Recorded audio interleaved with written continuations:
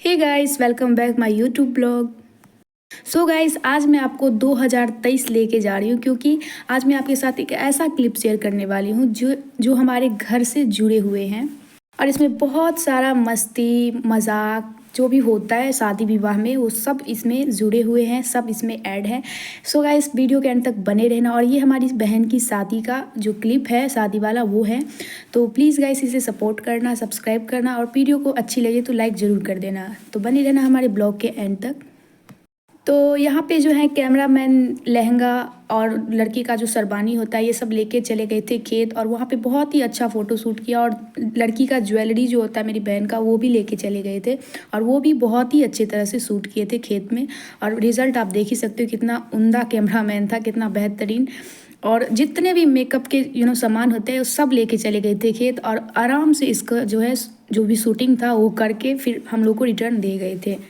तो वो सारे क्लिप जो है वो शादी से पहले यानी कि शाम को लिए गए थे। अब मैं आपको शादी की रात की वीडियो दिखाती हूँ, जो हमारे यहाँ पे जीजा जो है वो रेडी हो रहे हैं और उनके बहन और जीजा किस तरह से उन्हें रेडी कर रहे हैं, सारी क्लिप मैं आपको दिखाती हूँ। बहुत ही अच्छा है गाइस, मेरे लिए ये मेमोरी बहुत ही बेस्ट है, इसीलिए मैं चाहती थी कि मैं यूट्यूब पे इसे हमेशा के लिए रखूं, ताकि मैं इसे बार बार मैं भी देखूं और हमारे साथ जितने भी मेरे फैंस हैं जो भी हमें सपोर्ट करते हैं वो सब देखें।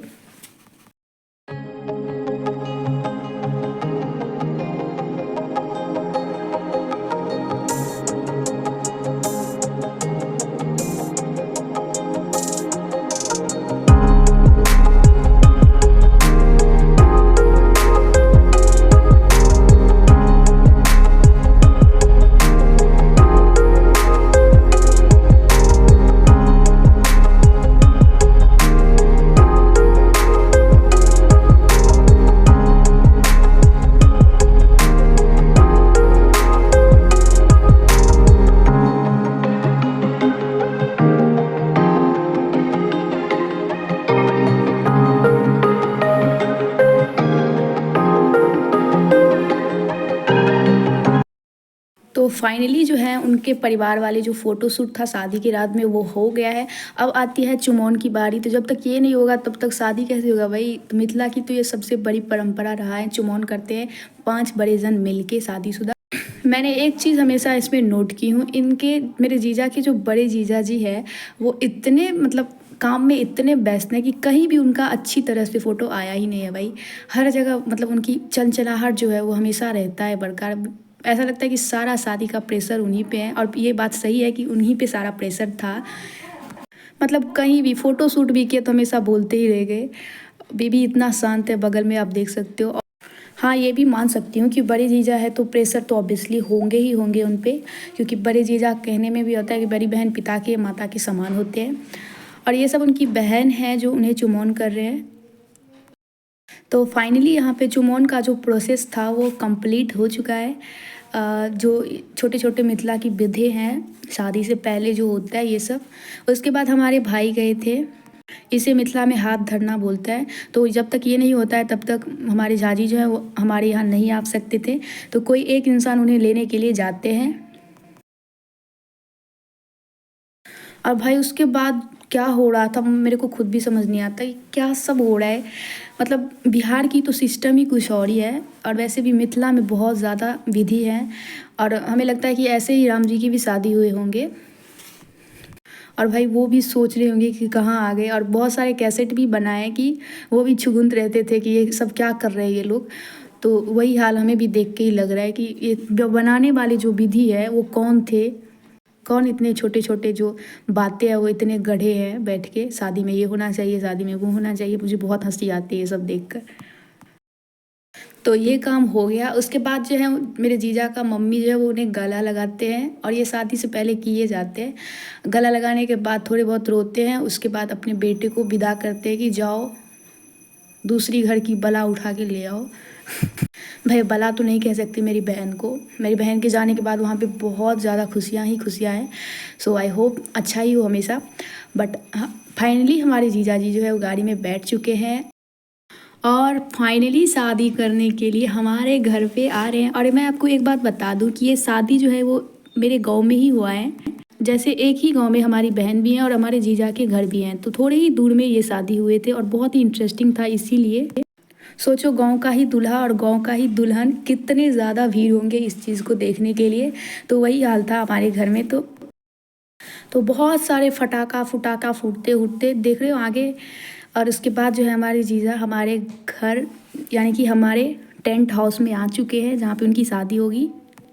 तो ये है उनकी बहुत ही बड़ा सा सिंहासन। उसके बाद उन्हें गाड़ी से निकालने के लिए हमारे भाई जाते हैं, क्योंकि भाई अभी वो बहुत बड़े महाराजा है, उन्हें थोड़ा सा तो वो होना चाहिए आदर सत्कार, क्योंकि हमारे घर आए। उसके बाद हमारे चाचा पकड़ लेते हाथ। और भाई मैं एक बात बता दूं, इनको ना फ़ोटो शूट के लिए बहुत ही वो है, चुल रहते हमेशा कि यहाँ पे खड़ा हो जाता हूँ, यहाँ पे फ़ोटो आ जाएगा। तो वही हाल इनका था। मेरे भाई लेके आ रहे थे, जबरन इन्होंने हाथ पकड़ लिया, क्योंकि मुझे भी कैमरा में आना है, फुटेज खाना है। तो बस वही हाल है इनका। बट अच्छा ही है, आप देख सकते हो बहुत ही खूबसूरत टेंट भी है। और भाई यहाँ पे दूल्हा आया है, तो भुक्खड़ लोग भी तो आएंगे खाना खाने के लिए। तो यही हाल है भाई। जब मैं ये वीडियो एडिट कर रही थी ना, तो मुझे ऐसा लग रहा था कि ये सारे पार्ट क्रॉप कर दूँ, बट मैंने ये सब रखा है, क्योंकि आप देख सकते हो ये सब हमारे गांव के लोग हैं। और ये लोग जब हमारे ब्लॉग देखेंगे, इनमें से कोई भी अगर देखेंगे तो बोलेंगे क्या है यार, ये सब क्यों डाल रहे हैं यूट्यूब पे। लेकिन आप भाई हमारे बारात में आए हो तो शेयर तो करना पड़ेगा। बट जो भी हैं बहुत ही अच्छे अच्छे लोग हैं। जैसे देखो, सब अपने पे मगन है, सब एक दूसरे के साथ मिलके बात कर रहे हैं, फ़ोटो खिंचवा रहे हैं। और ये सब जितने भी बारात वाले, पहले ऐसा बाराती था मेरे लाइफ का जिसमें जितने भी बारात वाले थे सबको मैं जानती थी, क्योंकि ये मेरे चाचा, ये मेरे भाई, ये मेरे वो, क्योंकि सारे जन गाँव के ही थे। अब दूल्हा गाँव का है तो बारात थोड़ी ना दूसरे गाँव का आ जाएगा, भाई उसी गाँव का है, तो सबको मैं जानती थी इधर। ये सब उनके फैमिली मेम्बर है मेरे जीजा का। और इन लोग जैसे पागल लोग तो मैंने कहीं देखा ही नहीं है। सबसे ज़्यादा अगर मस्ती शादी में किसी ने किया है तो यही लोग किए। और यहाँ पे ये लोग नाश्ता कर रहे हैं फाइनली। और उसके बाद मैं आपको अब जो होगा वो जयमाला होगा। तो पहले मैं आपको टेंट की एक झलक दिखा देती हूँ। बहुत ही अच्छा सा टेंट लगा था गाइस। और ये मेरे जीजा और उनके मामा, मेरे जीजा का पापा नहीं है।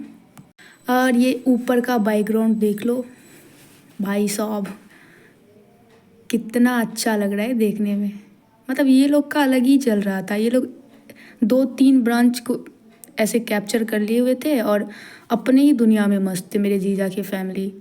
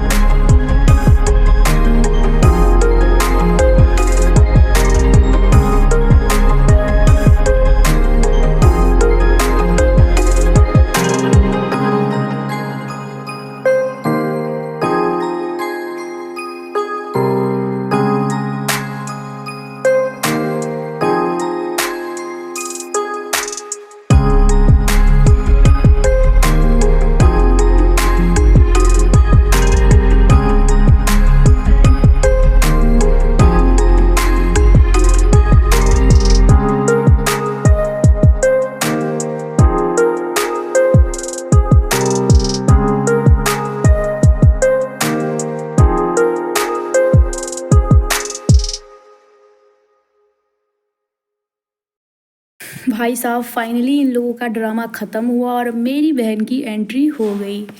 तो कृष्ण की दुल्हनिया जो है अनुराधा, वो स्टेज की तरफ जा रही है और देख ही सकते हो इतना ज़्यादा भीड़ है कि कहीं भी मतलब थोड़ा सा स्पेस नहीं दे रहे उनको आने के लिए।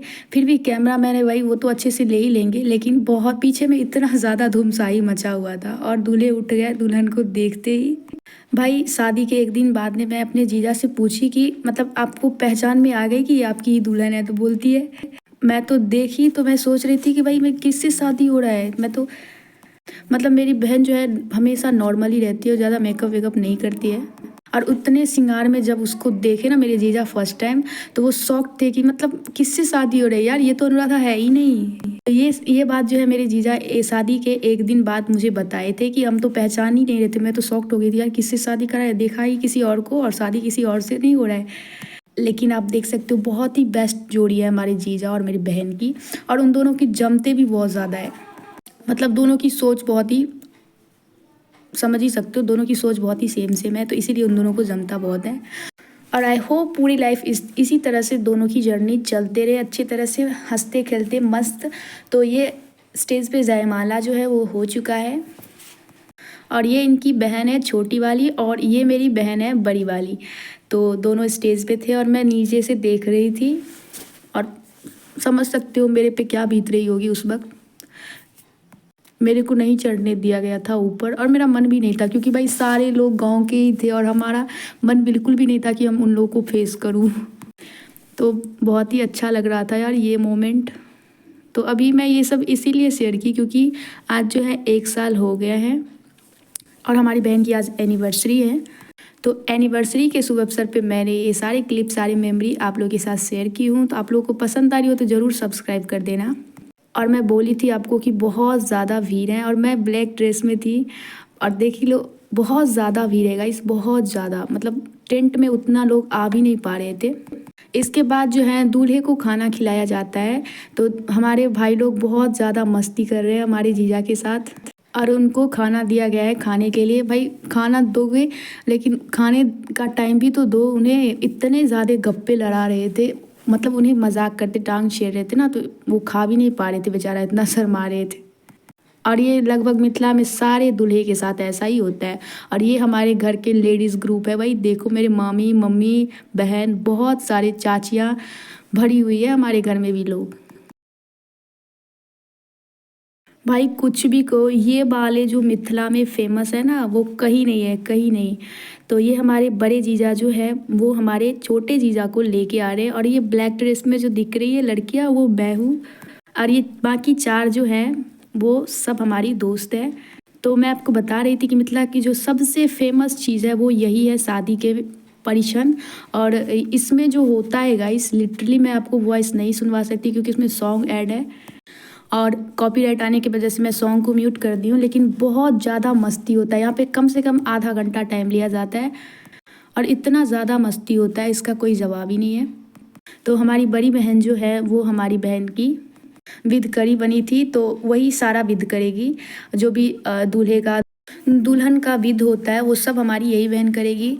तो यहाँ पे रेडी होने के बाद भी कुछ कुछ विधि हैं, काजल लगाया जाता है, चानन लगाया जाता है, उसके बाद जो ये मिट्टी का बना हुआ होता है वो सब पूछते हैं कि ये क्या है, ये क्या है। और बहुत ज़्यादा गालियाँ भी पड़ती हैं यहाँ पे। मतलब ये ऐसा पल होता है जहाँ पे एक भी इंसान ऐसा नहीं रह सकता है जो बिना हंसे रह जाए। मतलब चैलेंज जैसा हो जाता है कि कोई इस बात पे ना हंसे, सब हंसते हैं सब। एक एक टिप्स ऐसा होता है जिसपे सबको हंसी निकलती है। सिचुएशन कितना भी सीरियस हो, बट यहाँ पे अगर कोई आ जाए इस वक्त तो हंसी आ ही जाएगी ऑटोमेटिक। तो नाक पकड़ के देखो उठाया जा रहा है पान के पत्ते से, और ये लगभग शायद 3 से 5 बार होता है, ऐसे ही नाक पकड़ के उठाया जाता है। भाई साहब आधा घंटे के टाइम लेने के बाद, आई थिंक 30 से 45 मिनट टाइम होने के बाद, तो फाइनली अब हम लोग जा रहे हैं दूल्हे को घर लेकर। क्योंकि अब जयमाला तो स्टेज पे हो गया, बट आगे भी बहुत सारे ऐसे विधि हैं जो शादी तो फाइनली जो है वो तो घर में ही होंगे हमारे आंगन में। तो हमारी जीजा हमारे आंगन में प्रवेश हो चुके हैं। इस साइड जो है हमारे दुल्हन को, यानी कि हमारी बहन को धोबी नाते हैं। और ये भी इतना अच्छा होता है गाइस कि मतलब यहाँ पे ऐसा होता है, सुहाग देते हैं ये आके लेडीज़। और ये भी बहुत ही अच्छा है। मतलब इतना ज़्यादा गालियाँ पड़ते हैं हमारे दीदी जो है, ये धोबिन को इतना गंदा गंदा गालियाँ देते हैं गाइस, जो कि मैं तो अगर इसमें गाना भी नहीं होता तो मैं आपको सुना नहीं सकती। बहुत ही गंदे गंदे गालियाँ देते हैं, और जिसको पता है वो तो समझ ही जाएंगे मेरी बात। और जो नए हैं, जो जिसको नहीं पता है ये सारे विद्य, देखो कितना मतलब कितना गंदा गंदा गाली दे रहा है। और ये अपने बाल को धोकर जो है मेरी बहन पे लगाती है, तो ऐसे में मतलब ऐसा माना जाता है कि इससे सुहागिन, अभी मेरी बहन कुमारी है ना, तो वो सुहाग देती है, जो मतलब आप हमेशा खुश रहो, आशीर्वाद देते। और इधर मेरी दीदी को देखो क्या क्या करिए, मेरी बुआ को। भाई साहब बहुत फनी मोमेंट था गाइस। मतलब सब हंस रहे हैं, इतना हंसी, मतलब मुझे अभी अगर मैं ये क्लिप देख रही हूँ मुझे बहुत ज़्यादा हंसी आ रही है, क्योंकि यहाँ पे ऐसे ऐसे सीन हो रहा था। मुझे सारी बातें अभी माइंड में आ रहा है कि मतलब क्या सब हो रहा था। मतलब उन्हें सांस लेने की टाइम ही नहीं मिल रहा था, मतलब एक एक करके सब उसे उधेसने में लग गए थे। बेचारी लेडीज़ बहुत, मतलब ऐसे सब घर में ऐसा होता है, बट मेरे घर में जो है मेरी बुआ जो है ना, बहुत नौटंकी है, देख लो। और लगभग इनका भी 10 मिनट तक काम चलता है। 10 मिनट के बाद जब ये सारा काम हो जाता है, उसके बाद सारे जने जो है अपने अपने पॉकेट से पैसा निकाल के इनको देते हैं, क्योंकि ये बहुत बड़ा काम करके जाते हैं। ये मतलब आशीर्वाद देते हैं, इनका आशीर्वाद बहुत बड़ा आशीर्वाद होता है। तो ऐसा मानना है हमारे घर वालों का, ऐसा पुराना रीत है। और इससे पहले जो है सबसे बड़ा काम हो गया था, मेरे चाचा ने मेरी बहन की कन्यादान की थी। तो ये हमारे चाचा हैं। कन्यादान वाले वीडियो आई थिंक नहीं लिए होंगे, क्योंकि वो घर में हुआ था और मोबाइल में वो क्लिप है सारे। उसके बाद हमारे चाचा जो है वो हमारे जीजा को धोती देते हैं, क्योंकि यही पहन के कितना भी आप स्टैंडर्ड हो जाओ, बट अगर आपको शादी करना है तो भाई धोती पहनना ही पड़ेगा। ये मिथिला का रिवायत है, रीति है। तो हमारे चाचा कुछ मंत्र पढ़ाए, उसके बाद धोती दिए। उसके बाद ऐसा है कि यहाँ आप कहीं भी कपड़े बदलने के लिए नहीं जाओगे, जो भी करना है आपको सामने करना पड़ता है। तो देख सकते हो जितने सारे लोग हैं, मतलब हमारे जो उधर हमारे बरंडा पे आप देख सकते हो इतने ज़्यादा लोग हैं, भरे हुए हैं। बल्कि उसमें हमारी जीजा कपड़ा बदल रहे। भाई मेरे को इतना ज़्यादा शर्म आ रहा था, तो मैं तो उठ के चली गई थी। बट हमें तो वीडियो भी लेना था, क्योंकि जैसे मैं अभी बैठ के टांग झुला रही हूँ, बट मुझे बहुत शर्म आ रहा था। तो यहाँ पे उनकी बहन लोग जो है और हमारी बहन लोग जो है हमारे जीजा को फिर से रेडी करवाती है। भाई ये तो उलट फेर हो गया ना, भाई इतना अच्छा से रेडी होके आए थे, फिर भी उन्हें दोबारा से सारे माला, कुर्ता, सरवानी जो भी पहने हुए थे सब उतरवा के दोबारा से कपड़ा पहनाए, जो कि धोती होता है। धोती पे से सरवानी आप पहन सकते हो, लेकिन आप पैजामा को खोलना पड़ता है। उसके बाद जो धान कुटनी का जो होता है प्रोसेस, जैसे कि उखड़ में समाठ डालते हैं और धान कूटते हैं, तो ये मिथिला का भी एक नियम है। और आपको पता ही होंगे, अगर आप राम विवाह कैसेट देखे होंगे और या फिर सुने होंगे कैसा होता है मिथिला में शादी, तो उसमें ये आपको पता होंगे कि ये भी एक विध होता है। 5 जने से मिलके जनेऊ के अंदर में घिरे होते हैं, और उसके बाद जो है 5 मुट्ठी धान को ऐसे कूटते हैं। तो ये विध है, तो ये होता ही रहता है, और 5 बार ऐसे ही करते रहते हैं। तो ये हो गया, ये इनके 5 फैमिली है हमारी जीजा के, और ये सब हमारे बुआ, आंटी, दीदी, बहुत जने हैं। मतलब मैं आपको इंट्रोड्यूस नहीं कर पाऊँगी, इतने ज़्यादा लोग थे। इधर 5 बार जो कुटा कुटी होता है वो सब हो गया। उसके बाद ये देखो, तो ये यहाँ पे जो शादी का जो सामान रखा हुआ है, उसके बाद हमारे जीजा बैठे, और जो भी कुछ हो रहा है, पता नहीं क्या हो रहा है, शादी हो रहा है। लेकिन अभी शादी नहीं हुआ है, अभी बहुत कुछ बाकी है। यहाँ पे कुछ रस्में होता है, तो हमारे चाचा और मेरे जीजा और पुरोहित महाराज जो है वो करवा रहे हैं। अभी तो एक चीज़ और बाकी है, जो कि घर में होगा ये सब चीज़।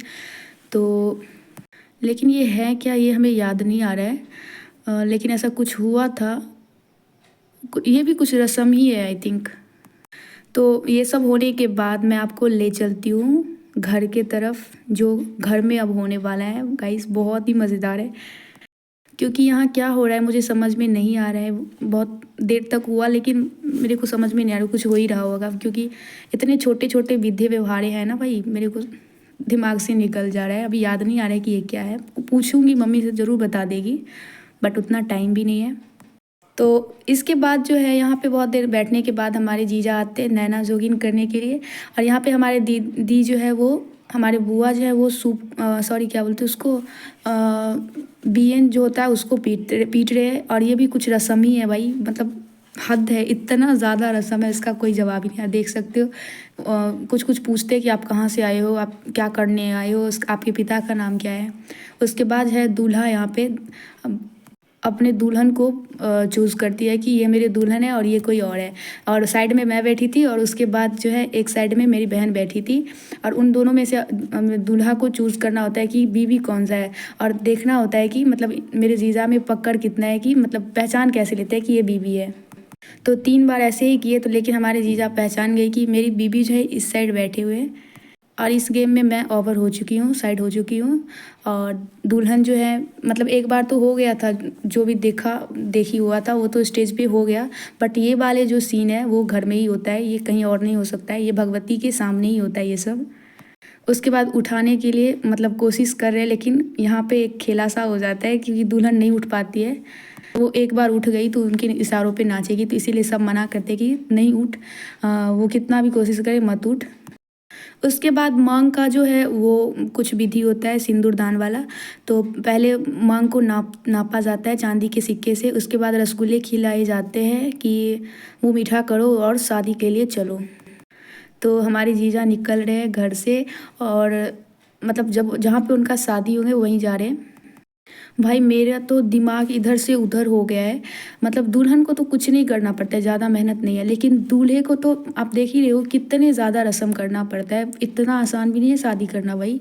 मेरे को तो मतलब दिमाग ही ख़राब हो जाएगा भाई, इतना ज़्यादा ये करो वो करो, पता नहीं मतलब। और ऊपर से गालियाँ इतना सुनो, उसका तो कोई जवाब ही नहीं है। दुल्हन तो बस 10 किलो पहन के ओढ़ के पोत के बैठ जाएगी, लेकिन सारा काम तो बेचारा दूल्हा को ही करना होता है। और हम लोगों के शादी में जितने भी जाति के लोग हैं सबका कुछ ना कुछ काम ही होता है। इधर जो भी काम हो रहा है वो नौआ करते हैं हमारे लोगों को। उनका मतलब हम लोग की शादी में, सॉरी मेरे नहीं, हम लोग की शादी में बहुत बड़ा योगदान होता है, क्योंकि बहुत सारे काम वो करते हैं। इसके बाद हमारे चाचा और हमारी चाची की मस्तियाँ तो आप देख ही लिए हो भाई। ये सीन भी मुझे नहीं याद आ रहा है, जहाँ पे मेरे चाचा है मुझे ये पता ही नहीं चल रहा है कि मेरे चाचा कर क्या रहे हैं। तो यहाँ पे काफ़ी सीरियस टॉपिक है, ये तो समझ में आ रहा है, बट मुझे पता नहीं चल रहा है कि यहाँ पे हो क्या रहा है। एक्चुअली शादी का ही कुछ रस्म है, बट शादी ही हो रहा है, ऐसे ही समझो।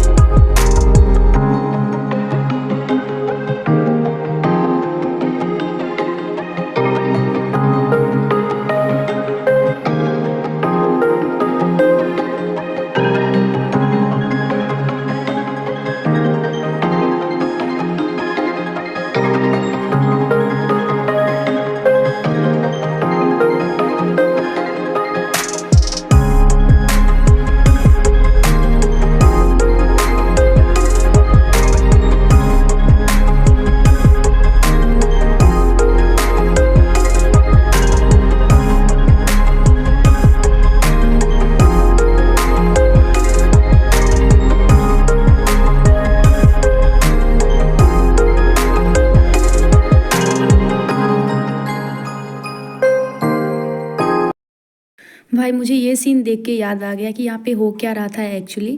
तो यहाँ पे जो है कन्यादान हो रहा था इतने देर से।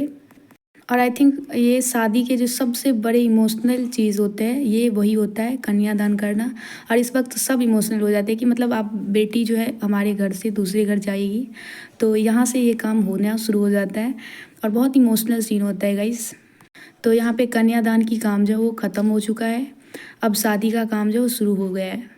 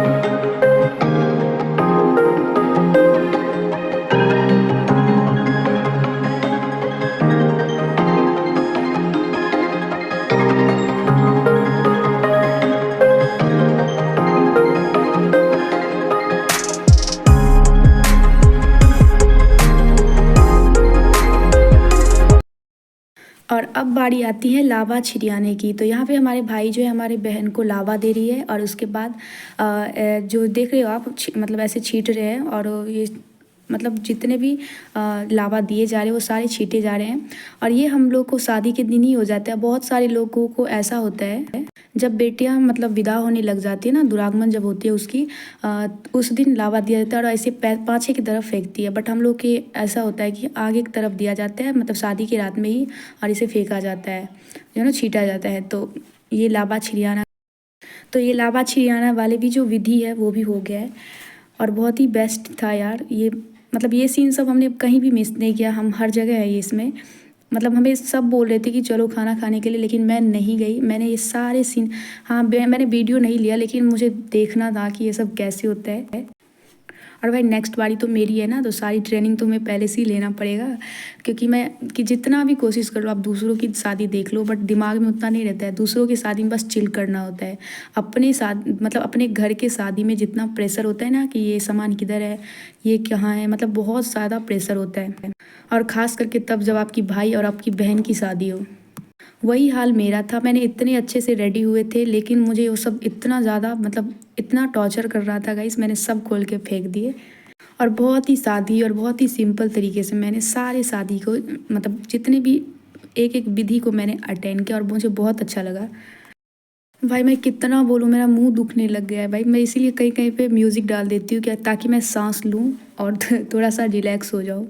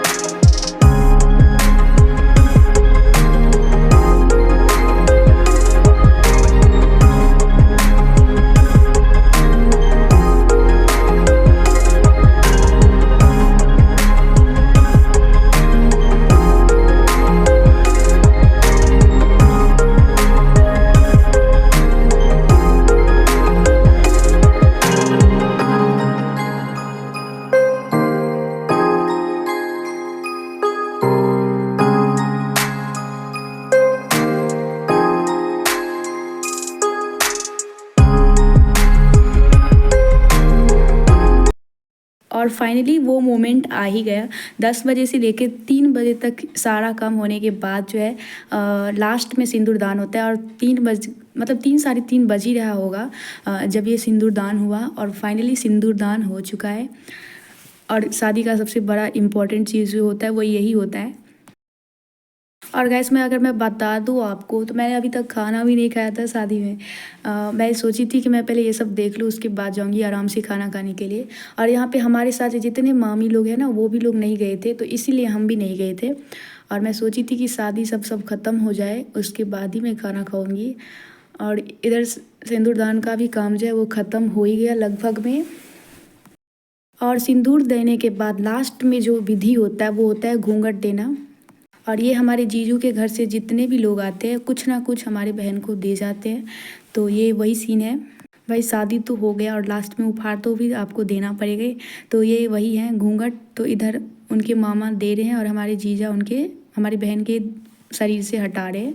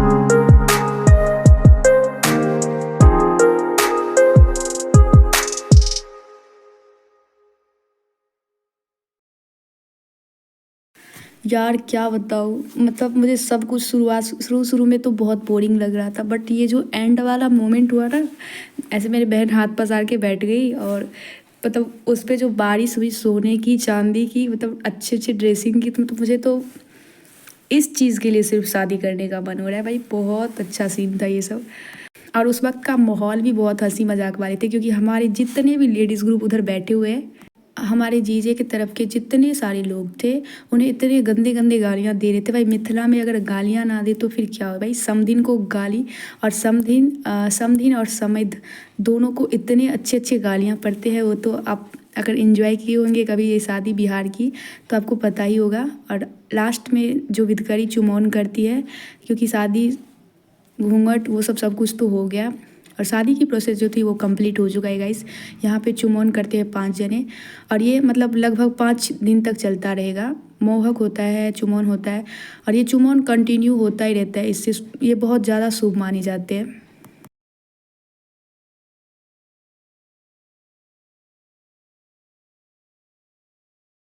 और लोगों में उत्सुकता तो आप देख ही सकते हो कितना, मतलब लोगों को ऐसा लग ही रहा है भाई, किसी को नींद ही नहीं आ रहा है भाई। 4 बजने वाला है और किसी को नींद लगने का नाम ही नहीं ले रहा है। सब इतना एक्साइटेड भाई, मतलब कहीं भी बोरिंग जैसा सिचुएशन था ही नहीं, इसीलिए सब इतना खुश है।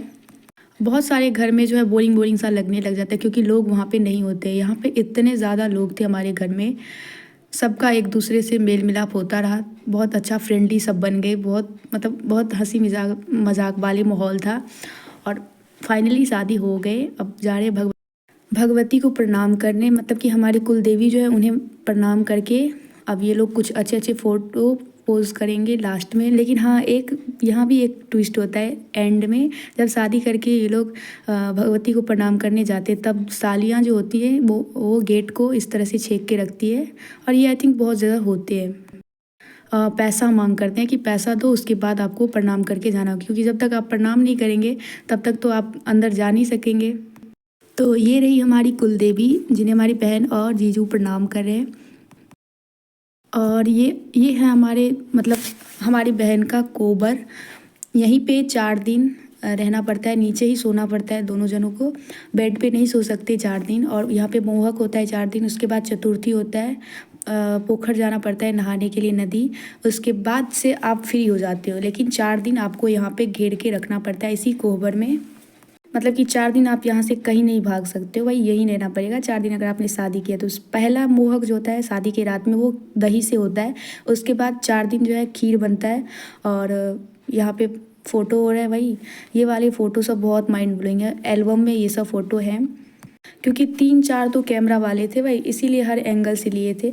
यहाँ पे ये सब पोज़र है और उसके बाद एल्बम में बहुत अच्छे अच्छे फ़ोटो है, जो मतलब अब रोमांटिक वाले फ़ोटो सब, शादी के बाद वाले फ़ोटो सब जो होता है। गाइस मेरे लिए तो बहुत ही अच्छा सा मोमेंट है ये, तो इसीलिए मैं ये शेयर की। आई होप आप लोगों को अच्छी लगी हो, बोरिंग ना हुए हो आप लोग।